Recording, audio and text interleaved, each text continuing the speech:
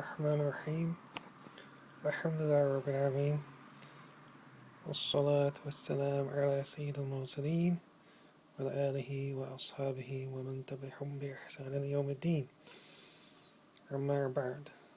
So welcome to this short review of the publication Endless Nobility of the Ahl Al-Bayt. This is a recently published book by Islamic Information Society Halifax. It's a very unique text about the Ahl Al-Bayt, and the Ahl Al-Bayt are the family of the Prophet Sallallahu Alaihi Wasallam. And so this is a book by the celebrated Sheikh Yusuf Al-Nabahani, may Allah show him mercy, who wrote probably one of the best books on Ahl Al-Bayt. And there are many books on Ahl Al-Bayt, but this one in particular was something that caught our eye, and we wish to allow the English speaking Muslims to benefit from this text. So, as we know, that Sheikh Yusuf Al-Nabahani was one of the great standard bearers of Sunni Islam in the Arab world, and many of his works are being translated and have been published. And so this work is just one in a long line of other works that Sheikh Yusuf has benefited the Ummah by. So let's first just have a look at the cover. So having a look at the cover, you've got a ship there, and you've got the flag there, which is Al Muhammad, and that means the family of Muhammad Sallallahu Alaihi Wasallam. And so what the cover is meaning, that it comes from a hadith that the Prophet Sallallahu Alaihi Wasallam said, Ahl Bayti kasafinati Nuh. So the family of the Ahl Bayt, the family of the Prophet, are like the Ark of Noah. And so whoever boards it is saved, and whoever does not board it is drowned. So that's just really the first primary message of the cover. And any scholar, whether any type of rank, has some link to the Ahl Al-Bayt. Either he is himself Ahl Al-Bayt, or he has teachers that are Ahl Al-Bayt, or he has a strong love for the Ahl Al-Bayt. And no scholar of his worth in Sunni Islam does not love the Ahl Al-Bayt. So let's just have a look at the cover. We'll just have a look at the back there, and you can pause that and have a good read of that a little later. So now we're just going to have a look inside the book and have a look at the chapters.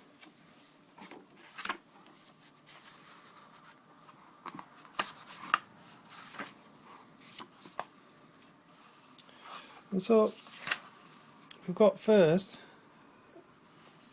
explaining that this is a Islamic principle, that loving the Ahl Al-Bayt is an Islamic principle.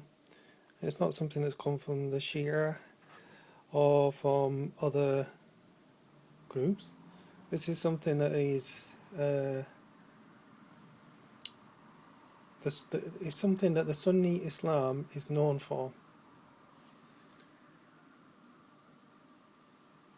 So you can first see that the first objective will be to go through, after a short biography of the Sheikh, which is just to go through the ayah first and about the commentary of the ayah. So the ayah is proof that this is a Quranic principle and not something that's fabricated. So the ayah, بعد أعوذ بالله من الشيطان الرجيم قل لا أسألكم عليه أجرا إلا مودة في القربى. So Allah is commanding the Prophet to say, I do not ask you for any reward for this except for love of my king's folk, i.e. his family. So he didn't ask, the Prophet was commanded not to ask for any type of reward except that we love his family. And that is very important in the life of the Muslim. Obviously we do get members of the Ahl Al-Bayt who are not doing good things, but we should still love them, but obviously not love their action. And it's upon us to really support the Ahl Al-Bayt, in their activities, in their good things that they're doing. And we're just taking a small browse through the text there. And there's another ayah which speaks about the Ahl Al-Bayt. And then we go into various hadith, a hadith being a plural of hadith. And hadith are the sayings of the Prophet. And this also is an extremely important hadith, which is from Al-Hakim and Al-Daylami, which is النجوم آمن لأهل السماء وأهل بيتي آمن لأهل الأرض. The stars are security for the residents of the heavens, and the people of my house are security for the residents of the people of the earth. So this is extremely important hadith, and this text really is full of the proofs of who the Ahl Al-Bayt are, and where the different opinions, what their rights are. And just to mention generally how Sunni Islam works. Sunni Islam works with that we love the Ahl Al-Bayt, we respect them, and we couple this with the love of the Sahaba. And we do not separate the two. So do not say that we love the Sahaba and we don't love the Ahl Al-Bayt. We don't say we love the Ahl Al-Bayt and we don't love the Sahaba. We love both, and that is the way of Sunni Islam.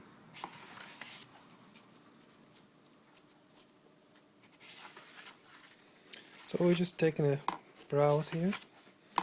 So the first main chapter is about the commentary on the ayah that we explained, then another commentary on a different ayah, and then we go into a hadith, and then we go into examples of how the companions used to respect Ahl Al-Bayt. Then we go into sections about the Ahl Al-Bayt themselves.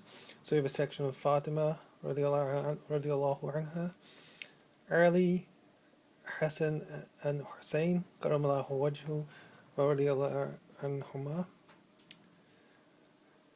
And then also we go into some small sections towards the end of the book about the four caliphs,